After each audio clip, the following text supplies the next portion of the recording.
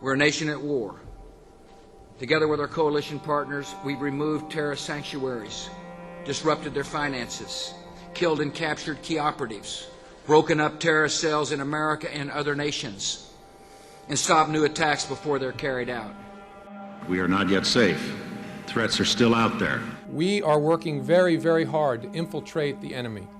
Our agents and our informants are putting a full-court press on in this country and around the world. We want the bad guys to worry about us. It was kind of an open secret that all the mosques were under surveillance after 9/11. We knew there was video cameras watching us, agents infiltrating the mosques.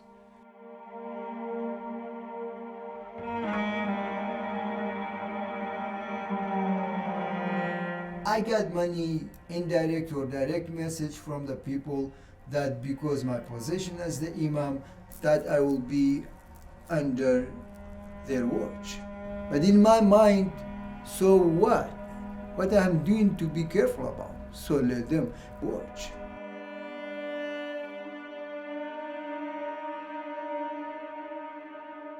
When the FBI called me, I'm thinking what I have to worry, what I did wrong. I didn't do nothing wrong. I'm not a criminal. I'm a businessman. I do everything everybody can see. Last night, FBI agents in Albany, New York, arrested 2 men on the basis of warrants issued on a criminal complaint filed in federal court in Albany. Those men have been identified as 34-year-old Yassin Aref and 49-year-old Mohammed Hossain. Aref is the Imam of the Masjid as-Salam mosque in Albany, and Hossain is the founder of that mosque. This case is a sting in which the government offered 2 men the opportunity to assist someone who they believed was a terrorist facilitator, supplying weapons to be used to commit terrorist acts.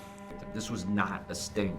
These guys were not committing criminal conduct. This was a scheme to get them to commit criminal conduct so they could be arrested. We know these men. We stand in prayer with these men. We eat with these men. This country says that this is a war against terrorism. All I see is a war against Muslims. And I know in my heart why they did to me, the lie against me. And that lie look like scary. But many times for some political gain, they need a victim. I've been chosen to be sacrificed for some of their politics.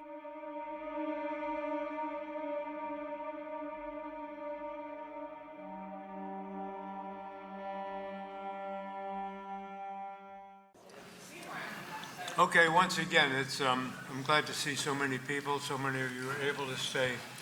And watching that film, I got to tell you, I just get overwhelmed all over again.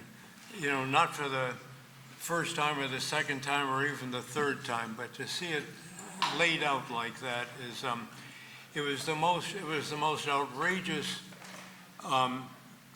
legal proceeding or any other kind of proceeding that I ever went through in my experience as a journalist. And to see these guys again, Glenn Sotheby, the U.S. attorney, now elevated to a federal judge of all things, standing there lying through their teeth, you know, telling you things that we know are not true. You know, that Mohammed Hossain approached this sleazebag plant of theirs and, you know, solicited them. Just a bald-faced lie. It is just an absolute disgrace. Bill Parachek, you know, the assistant U.S. prosecutor, who was a friendly fellow, and I used to rib him out in the hallway, you know, how you can do this, and we would kind of banter back and forth. Not an evil sort of person who could be involved, be an active participant in something that was just, there's no other word for it. You know, President Bush used to throw around the word evil. Boy, if this operation wasn't evil, I don't know what was. Anyway, don't get me going. But you feel strongly about it, Carl. In order to prepare for this evening, I went back through all the columns I had read and started taking notes so that I could, preside over this in a, hopefully in a, semi-intelligent way. And I was taking notes and scribbling notes. The last 2 or 3 days I've been scribbling notes. Then I figure out what I'm going to say tonight. And it occurred to me that I was not invited here to make a speech. I was supposed to moderate the discussion. So I asked Masood if he would please do another screening and invite me back, because I have notes for about a 2-hour harangue that I'm eager to deliver. The members of the panel, I think you know who some of us are by now. You heard of these various organizations that were put together in the wake of this horrible conviction to support the families and to support other defendants who had been in the similar positions. And one of the prime movers in that was my friend Steve Downs at the end there. You saw him prominently in the film.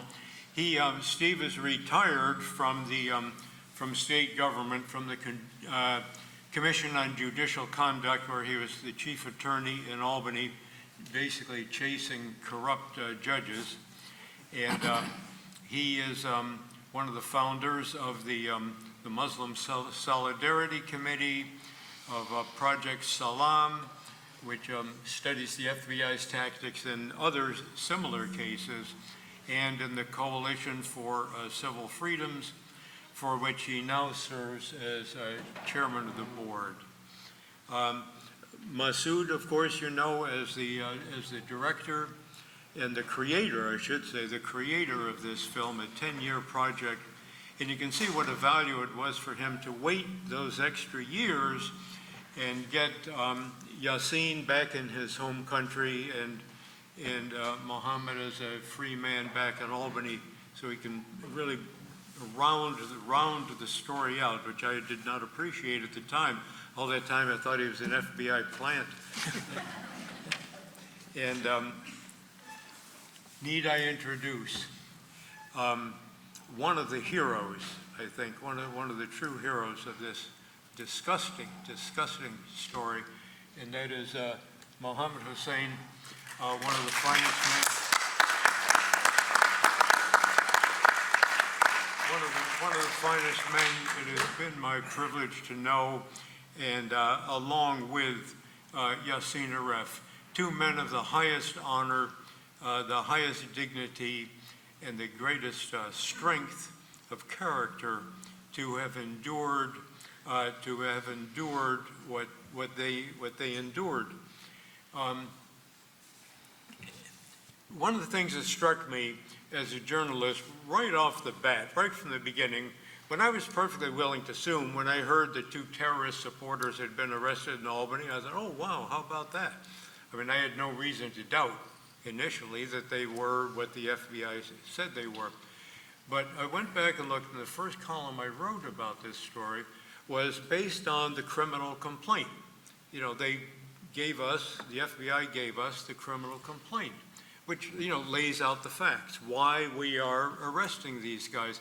And I couldn't believe, as a reporter, how thin it was. There was almost nothing there. They admitted that their guy, their plant, Malik, we knew him as, Shahed Hussein is his real name, that Malik had proposed this thing to them, that he had put them up to what they did. And of course, what they did was almost nothing. They accepted money. Mohammed, accepted money that the government agent forced on him, really, almost begged him to take it. And that was it. And I thought, my God, this is, and the first column I wrote was just that this is awfully thin. This transparently looks like a case of entrapment. And, up until now, it has been, you can't charge somebody with a crime, the government can, if they created the crime and got you to do it. They come along and convince you to rob a bank, plant the idea with you, get you to do it or take the first steps. They can't then arrest you as a bank robber, which is what they seem to have done here. So I would like to ask Steve to get things going for us, please, by explaining to us, where does the entrapment defense stand now? Has it gone completely by the boards? Yes and no. Way back in the many decades ago, an entrapment defense was created by the Supreme Court, in which they said that the government should not be in the business of creating crime, should be solving crime, not creating it, and that if somebody cannot be entrapped by the government when they had no intention of engaging in illegal activities until the government came along. Then they began to modify it a little bit, and there would be certain circumstances under which you could entrap somebody, for example, in a drug trade, if the person was already predisposed to commit the act. And then, more recently, as it came in, when the terrorism cases came in, the court created another wrinkle on that, saying that if the defendant showed a ready response to the inducement by the government, then they must be predisposed. So that if you go in and you take somebody who had no intention of committing a crime, and you say, you know, would you take $100,000 to go in and just move that bomb over and blow up a building? And the guy said, oh, okay, I'll do that. Then they were predisposed, and that was not an entrapment. And so that's the kind of theory that the government was working on.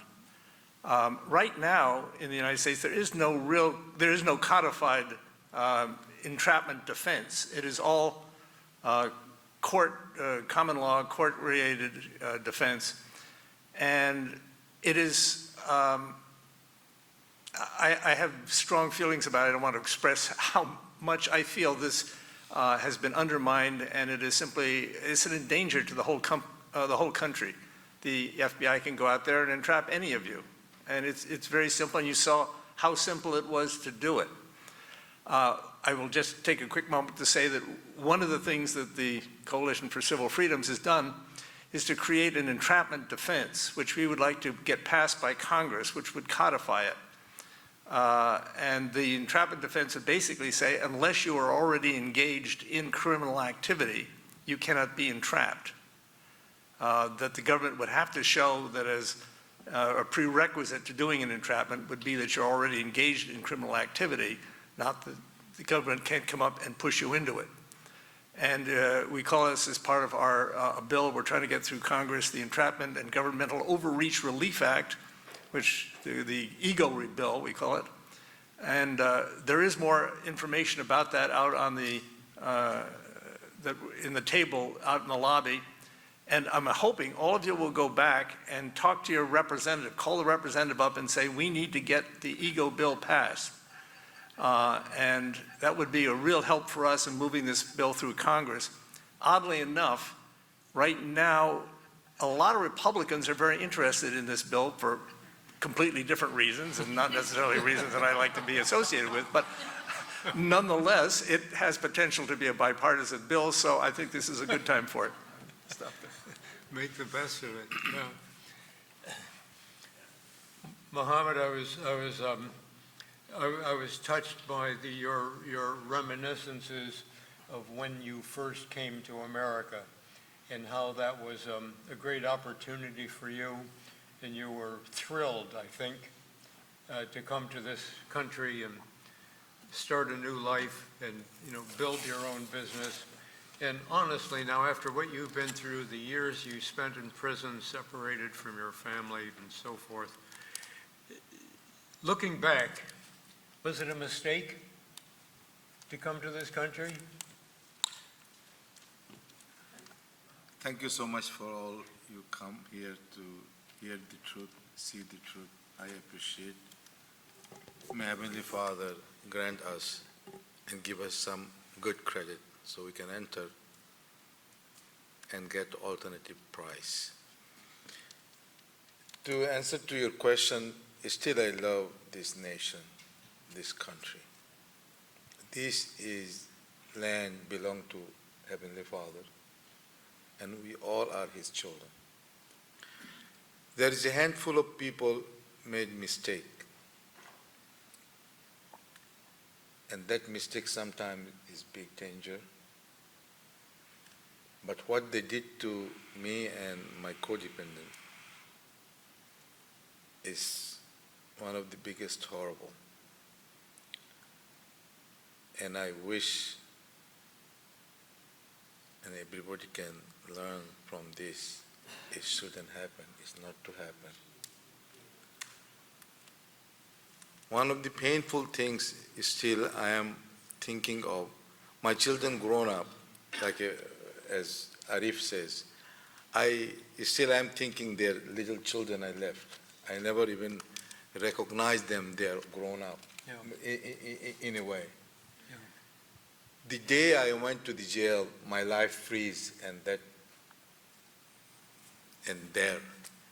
So I never gonna have that life. I want to see my children grown up and I can direct them, I can educate them as parents want. It's never gonna happen. I lost a lot of things. So many relatives being dead. I haven't seen them, nor could speak to them. So yes, I lost. At the same time, I do understand greediness or some type of benefit, made people do this type of horrible things. As you see, the head of the FBI, and he is saying lying. I did not approach nobody. I have 6 children, my mentally ill brother, my old father, and I have a bunch of rental property and pizza shop. At the same time, I had an Indian restaurant. I do not have a time to scratch my body. I have no time. Where I supposed to reach them, somebody is this type of crookedness. Yeah. So the government is our protector, and we are paying all the tax, all money and everything, their salary, so they can protect us from all the harms and evilness. But if they invent and then they do this evil, whatever they did, and then we have no place to go. Right. A long time ago I said, like a fence, protect a garden, so no animal, nothing, anything can harm. The government, the FBI, the police, they are like a fence for the citizens of the United States. If they harm us, there is no way you cannot have any other shelter. That's what I have been looking for. I'm sorry, I cannot deliver a sentence as I should be due to I had a stroke in jail. The 15-year sentence is nothing, is compared to what I face in jail, what type of torture I received. I had a concussion because I get beat up. Because of my name, because of my religion, whatever it is. Judge never found me to be a terrorist, to be honest. You was there. Sure. But in jail, every jail I go, word already passed on them that a terrorist is coming to this jail. Either Alabama, either Oklahoma, wherever. So they alert there is terrorists coming. So this type of negative, when I see, is just, but still I am live, like as you see, my Lord, the Father, He communicates with me.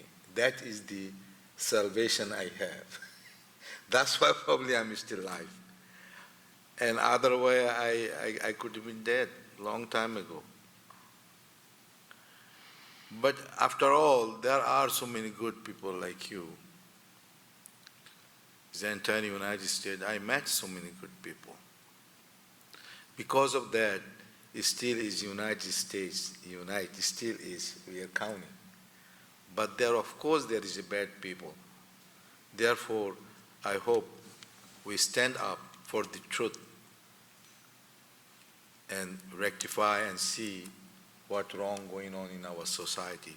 So this type of activity should not happen to an innocent people. Thank you.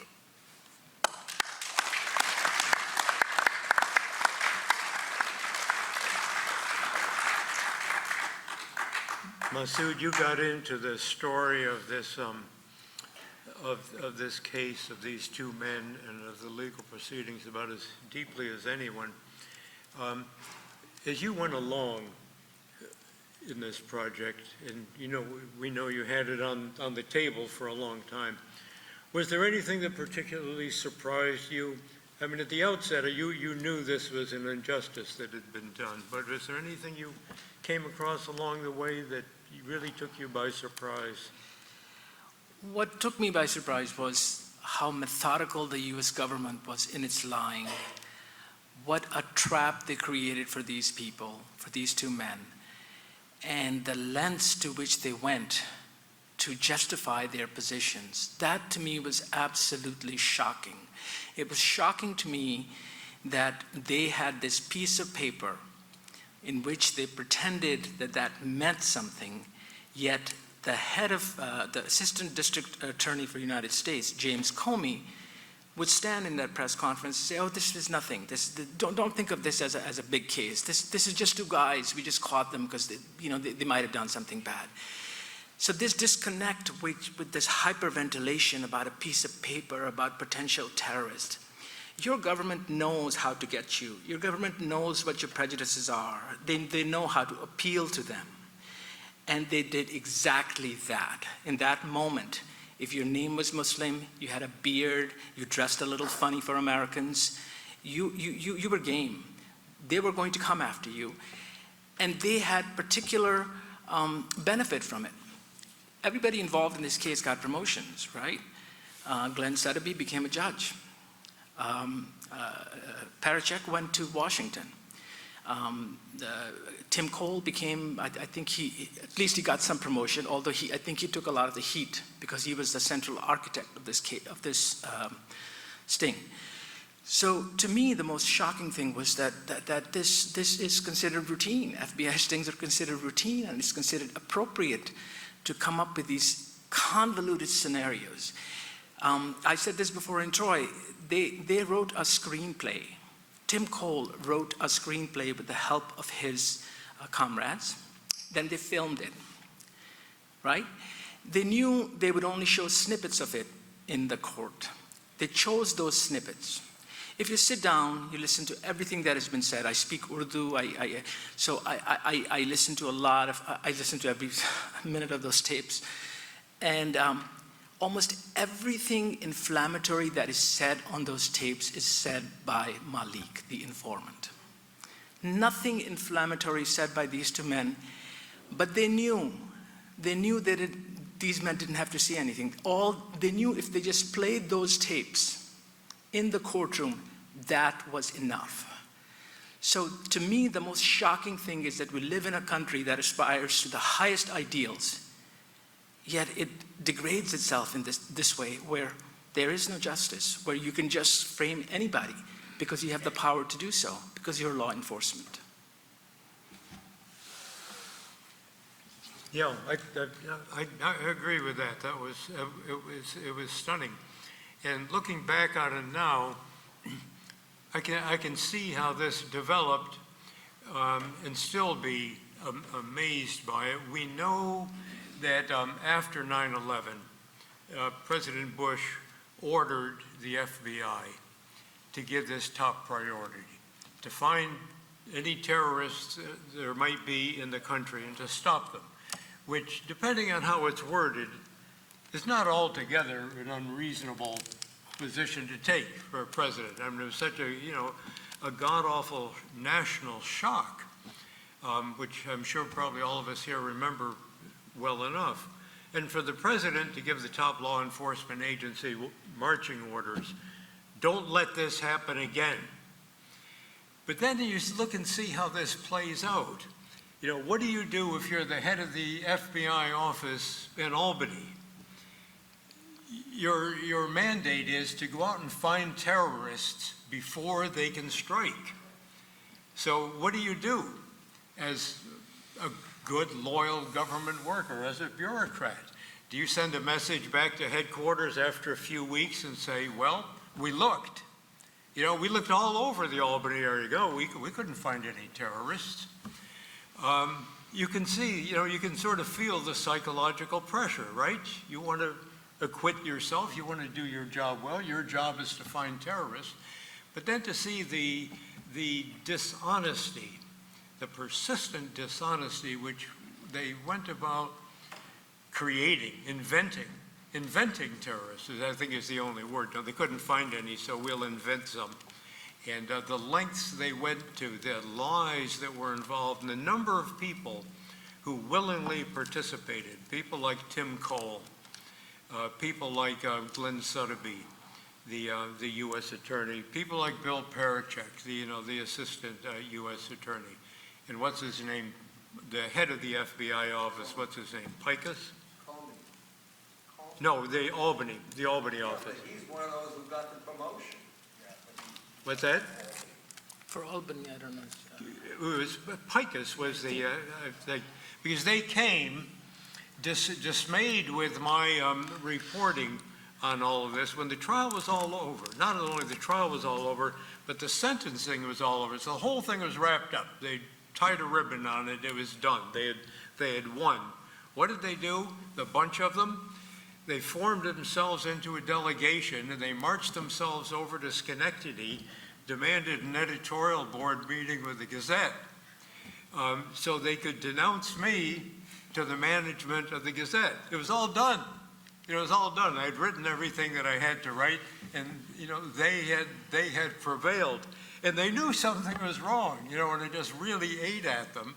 And they came in and denounced me. It's hard to see, to what purpose, they didn't explicitly ask for me to be fired, but just to vent, really, to say how horrible I was, how I had distorted everything, and it was quite, I was honored, really.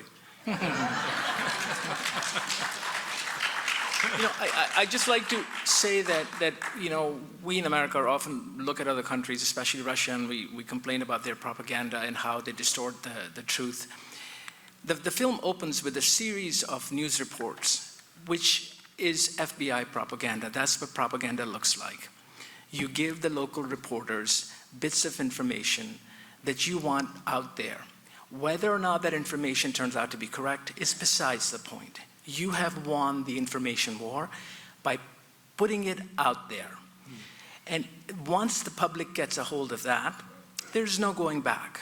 You can bang your head against the wall. It will always be a controversy. I think this is the reason a certain ex-president is still out and not in jail, because everything is subjective after a certain point. Facts don't really matter. Once it's out there, once a news reporter has said it, these two men, this is just the tip of the iceberg. They're in a plot to assassinate the Pakistani ambassador. You turn out, all of that was bullshit. It was utter, bullshit. And they got away with it. Yes, we'd be happy to take any questions from the audience at this point. Yes. I have a comment. It's like you couldn't underestimate the role of the judge in this. The judicial system is supposed to give you a fair trial. When that judge gave the jury the statement that I have probable cause, I believe they had cause to do this, and then the defense couldn't talk about it, that was a very strong prejudicial effect on the part of the judge. Yeah. And I do think that, thank you, it's a very important point because it happens to be part of our ego bill. One of the things that they did throughout this trial was to funnel secret information to the judge. Now, we don't know what the secret information is. To this day, I don't know what it was. But we believe it influenced a lot of the decisions that the judge made. And my guess is that it was probably transcripts, information that indicated that they believed that Yassin was somehow a terrorist or was associated in some way with a terrorist group. There's a little bit of a backstory to that, which maybe I could share. But anyway, the point was, at your point, because we didn't know what the evidence that was being given to the judge, there was no way that we could refute it. So in the ego bill, what we've said is that no evidence ex parte should be given to a judge without being shared with cleared defense counsel, with security cleared defense counsel, which would at least give the defense counsel an opportunity to participate in this. And I have to say, just as part of it, because this is what made this whole trial so crazy and so unfair. In the movie, you saw the blank affidavits that were submitted to the judge, which we weren't allowed to see, we didn't know.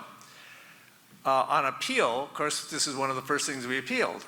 We objected to this whole issue. So we filed our brief, then the government filed a brief, then the government filed a secret brief that we weren't allowed to see. Then they filed a top secret brief. Even the local prosecutor wasn't allowed to see it.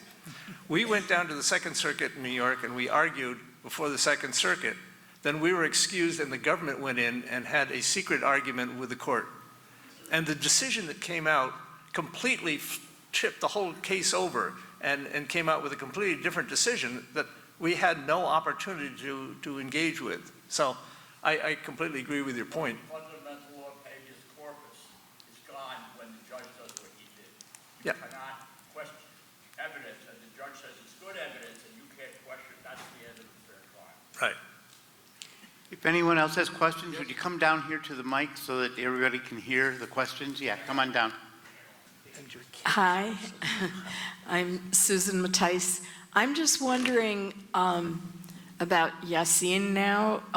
How does he make a living? You know, what's his life like now that he's back in Iraq? Sure. Fortunately, I talked to Yassin not fairly often, but on a regular basis. I talked to him a couple of weeks ago. One of the things that happened was that all 4 of his kids are back in the United States now. One of them is teaching in Albany High. One of them is just graduated from Harvard Law School and has got married. And 2 more are in college. And I see them on a regular basis, if for no other reason than my address is where they get their mail. So they stop by. But in the process, very often we hang out, we do things, and they will call home and talk to Yassin and Zuhur. So we're all in communication. One of the things that happened was that Yassin, when he went back, began to write books. He'd started to write books. Of course, he published his book here first, Son of Mountains. Then he did a lot of poetry. Jeanne Finley over here helped him a lot with the publishing the poetry. So when he got back, he published a lot of these books in Kurdish. He just sent us a big stack of these books that he's finished writing. It's all in Kurdish, so we don't know what they're about. By the way, is anybody here speak Sorani? Seriously, we're looking very hard for a translator. We want to translate what's in these books because we understand 2 of them have to do with the years that he was in prison, and we really want to find out what he's saying about it. Anyway, if you know somebody. Right. We want to find out what he's saying about us. Yeah, exactly, right. So anyway, that's the situation right now, that he's really working, I think, on writing these books. Jeanne Finley's been working on that, and the kids are here and they're doing good work. And I also have to say that Mohammed's kids, all 6 of them, are also here. I see them on a regular basis. They're just great kids, all 10 of them. They have been really impacted by this experience and have come out the other side in a deeper way. And they're just beautiful kids. And anyway, I just want to say that. A few questions. One is, how common is it for a trial where you don't have the ability to appeal it? How often does that happen?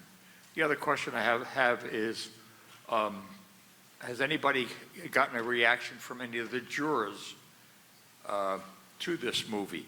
Or if anybody tried to contact any of the jurors for their reaction to this movie? I'm not sure about that. We'll have to ask Masood, but I can tell you that immediately after the trial, I for one was appalled that they were convicted, that you could get 12 people off the street to go along with this farce. And as a reporter, one of the things you do after a trial is try to buttonhole the jurors and ask them what they had in mind. And the jurors went out whatever door it was, and without talking. The judge had told them they were free to talk, but they're not obligated to talk. And they went out, made a dash for the parking lot with me in hot pursuit, chasing them, asking them what they, did to comment about the verdict, and they would not. They were resolute, and not one of them would say a word.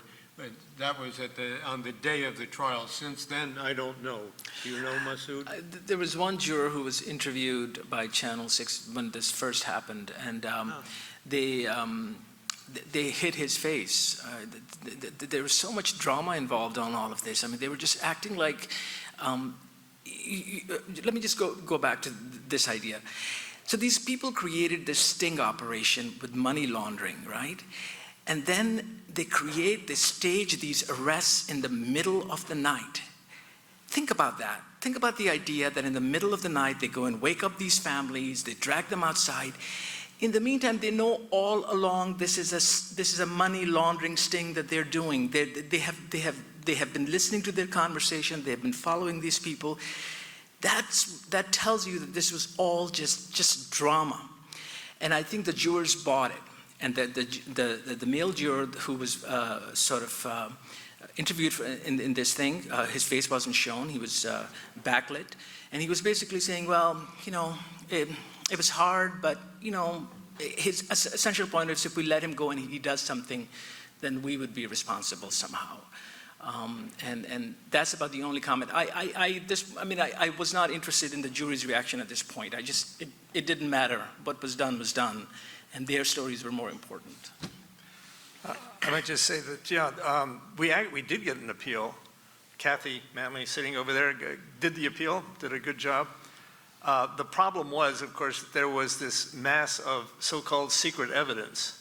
It was classified evidence, and we weren't allowed to see it, and so it was made the whole trial very difficult. We don't know what it was that we were fighting because that we weren't allowed to see it.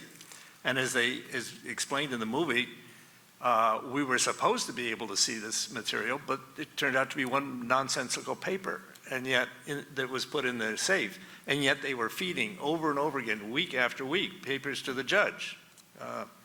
So is this a normal trial? I would say not. But is it typical of this kind of trial, preemptive prosecution cases? Yeah, we've seen that in other cases. This is part of the technique that they use to win these cases in which the people were not engaged in crime to begin with. Thank you. Can you hear me all right? Yep. Yeah, well, my name's Eli Newell. I live in Albany. And I consider myself a pretty informed person, to be honest with you. I remember reading about the pizza shop owner with this, and I kind of thought about it, but then, I didn't after that. But the thing that got me with this is Malik. Now, he's a shadowy guy, and I really wasn't paying much attention to him until the limousine accident. So, I'd like to get you guys' opinions on what's going on with him. And I saw how he played into it by the movie. Seemed like a shady character there too, but I just wanted to see what you thought about that. So Malik is, I think, one of the most fascinating human beings, and I would just love to be in a room with him and have him just talk. So his story is really remarkable because I think as he became an FBI asset, his fortunes changed. He came to this country as an illegal immigrant with his family, and somehow he established himself and he became a citizen. But he was struggling. He had a gas station, and then he was running this scheme where he was helping people who couldn't speak English, helping them on their DMV permit exams, and making extra cash that way. And FBI caught him, and then the FBI made this deal with him. So then he became an FBI asset. He was in the Newburgh 4 case. He was also apparently went to Afghanistan for drug smuggling. He helped the FBI with those types of issues. But in the around 2006, 2007, his brother became one of the biggest real estate developers in Pakistan, and close to a billionaire, I would say, one of the richest men in Pakistan. So during all of this, his fortunes just suddenly changed. And he no longer needed the FBI, so he moved back to Pakistan now. He lives there, and he's developing a golf course, and he's selling luxury real estate to these people. So he is one of the most remarkable, amoral human beings you will ever come across. You know, I think he's still a shadowy figure in many ways. My impression of him was that he was a compulsive liar. And I don't use that term lightly, but I've met people that on occasion, very rare occasions, that automatically, almost when answering a question, will lie or will do something to try to avoid a question, not because it necessarily helps them or hurts them, but just simply because you want to be in control, you want to hide behind a facade that you're creating. And I'll never forget when he first appeared at trial, and he had a very limited role, and the FBI really wanted to limit his role because they knew how bad he was. And they put him on the stand, and on cross-examination, he was asked a question. It was a very simple question. And he made a joke about what a stupid question it was, and just turned it back on the lawyer. And everybody laughed in the courtroom. You know, it was kind of, you know, taking a jab at the lawyer. And the lawyer, Sprotbury, asked same question. Again, same question. And again, he made another joke and turned it back on the lawyer. And this time the laughter was less. And Sprotbury acted a third time, and he was not going to answer that question. And suddenly there was no more laughter in the courtroom. Everybody got it. This guy was not going to answer the questions. He was going to lie if he had to. And he could do it because there was no downside to it. No one was going to prosecute him for perjury. He was the star witness for the FBI. Why would they prosecute him for perjury? He could do anything he wanted. And that was his whole sense of complete contempt for the system, lying constantly in trial after trial, to the point that at one point in the Newburgh 4 case, where he had a major role, the judge made a reference up here to Albany for he committed perjury in that trial in so many cases, in so many instances, that she made a reference to the judge up here where he testified in Albany. But that was the guy he was. He had just a contempt for the system and was enjoying, I think, showing that contempt and his ability to do anything he wanted. And of course, one of the questions from the limousine case, still unanswered, I think, is to what extent did the FBI protect him and enable him to do what he did? And one of the other things to understand about this is that because FBI has filmed a screenplay, when it came to, Kevin Louis Brand makes a point in the film about he wanted to ask Malik all these questions because he wanted to show what a liar he is. But you know, FBI had a very simple response to that. It's all in the tapes. Just listen to the tapes. It doesn't matter whether you believe this guy or not. You just have to listen to the tapes. And that was like one of the major issues that the defense couldn't quite, you know, overcome. Right. Hi, everyone. My name is Lindy Liu. I have, I guess, more of a comment than a question, and it has to do with two things that you mentioned. One, entrapment, and two, the humiliation of doing a raid in the middle of the night and having family members come out in their nightgowns and that whole thing. So my comment is this. The political seas change back and forth. And the power that rules our FBI, police, it creates these targets and these symbols that we as citizens are supposed to hate. We're supposed to channel our hate toward the other. So in this case, it was you and your Imam, your brother. Now it's someone else. So I would just comment that perhaps we as citizens should look each other in the eyes and see us as people and fellow citizens, no matter what our politics are, no matter what our ethnicity is, and not trust the propaganda that's being shown to us on TV, and instead believe each other. Believe the person is showing you who they are and not what somebody else says on TV. So there's a reason why Republicans like the anti-entrapment law, and that's because right now, with January 6th and all these other things, and the fellows in Michigan that were acquitted with the Gretchen Whitmer kidnapping thing, the jury found them not guilty because it was a very familiar thing. It was all made up by the FBI.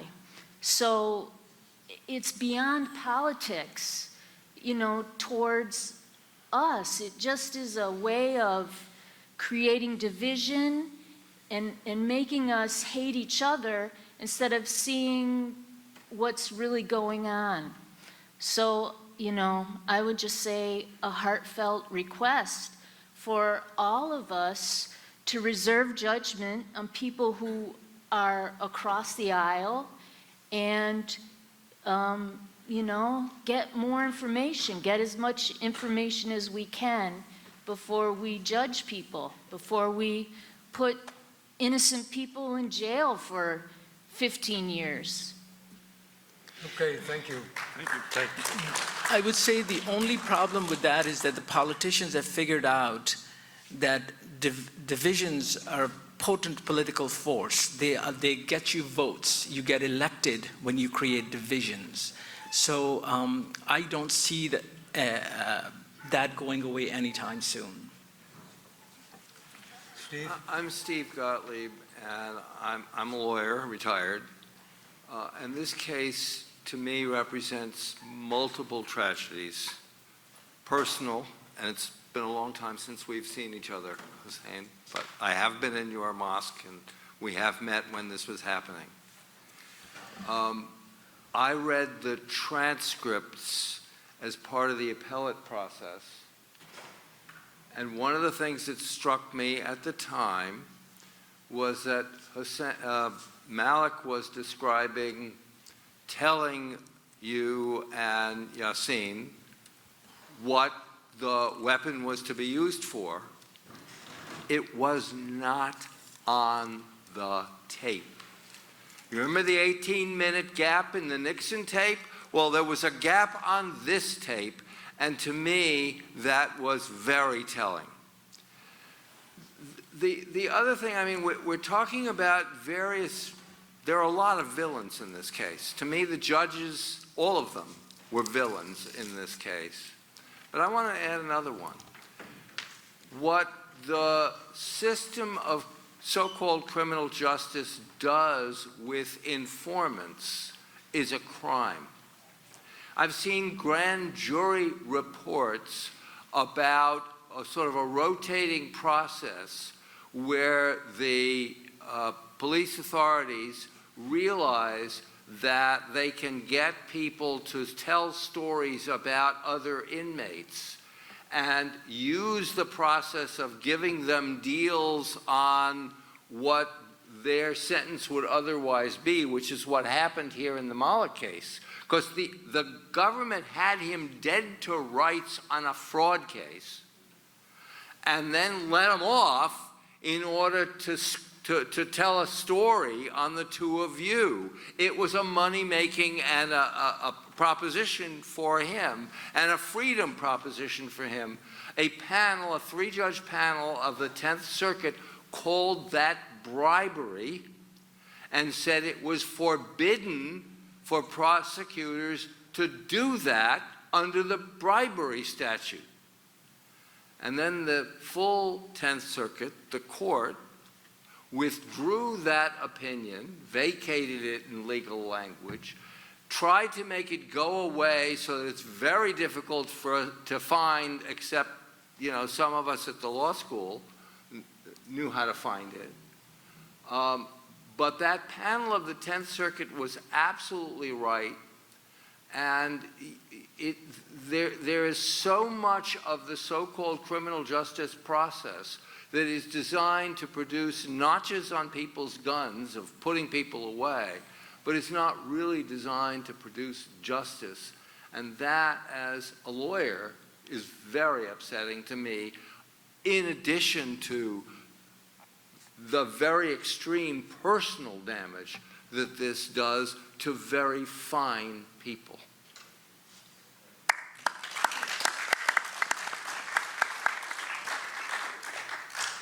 I don't have a question, but I simply have a couple of, I think, a couple of comments. And one of them is that seeing this movie in Troy maybe 2 months ago, it allowed me to meet Mohammed and a gentleman. Thank you. You are superb. The other thing is that I'm pleased to say that I met Malik. I met Malik. He lived in Albany, and he went to the Price Chopper one night, and I recognized him. And I looked at him at the meat counter, and I said, "You're Malik?" And he said, "No, they always confuse me with my brother." Then he said to me, look at me, and he said, "What mosque do you go to?" I don't think I really look, traditionally Muslim. But the thing to remember is that you guys did a big study of entrapment of Muslims in the U.S. And I think you should plot the cases against time.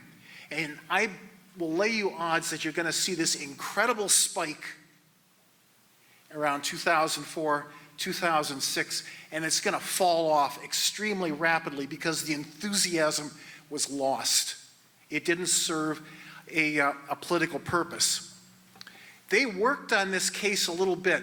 They did some fishing. And if you read, and this was with some bemusement, before you guys got arrested, there were 2 stories in the Times-Union, and I just had to scratch my head about it. They were announcing that there was evidence of terrorist activity seemingly taking place in Albany. And the first one was a really short story, and I just thought, to use your word, what bullshit. And there were a terrorist plot was overheard in a Korean grocery store in downtown Albany. And a Korean grocery store is not the place that Muslims would hang out given the nature of the food. Secondly, there was another story that there was a terrorist plot that was overheard in an Islamic oriented store off of Laishakil Road. Laishakil Road? I know that place. This was, yet even more bullshit. But I think that plot this through time and you'll end up seeing that Albany, being more than 100,000 people, had to have an FBI case. It had to have an FBI case. They had to find Muslims in a city of 100,000 or more. The wave has passed. These people, have been forgotten. And the only good thing that I can say at the end of this rambling is that Trump did one good thing. He cashiered Comey, the swine. I think we'll take one more question or comment and then wrap it up for the evening. My name is Barry Finley, and it's probably a comment, and I'll try not to talk too long. I organized 2 forums about this case because I was involved, as many of you were, in protesting it. And Carl was the moderator on one, and so he packed the auditorium at Schenectady because he did it. I just have one comment about Mr. Malik.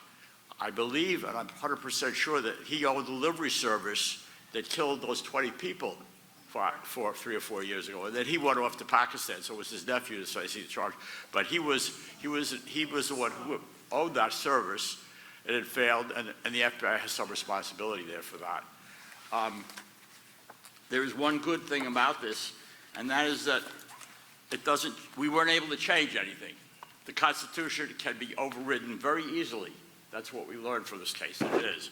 But this is a guy who was standing in front of one of the marshals, and there was a guy on the roof. This is something I did, and he was there to intimidate, the jury, and I don't think necessarily we would have not been fooled by it either. So it's very easy to overcome it. But the good thing, and it didn't change the experience of Mr. Mohammed Aref, is that we were able to protest extensively. The Gazette was not deterred in its coverage by the FBI. The papers in this area, as I followed very closely, tried very hard to be fair, and they did not go along with this thing. And we did have hearings about it. And it doesn't necessarily mean that it's going to result in justice, but that is the difference between this country and some other countries. It doesn't mean that wrong things don't happen.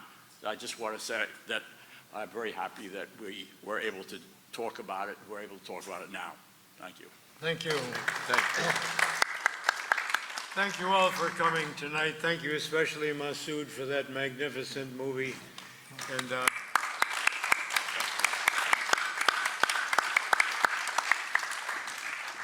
Thank you, Carl, and thank you to our entire panel.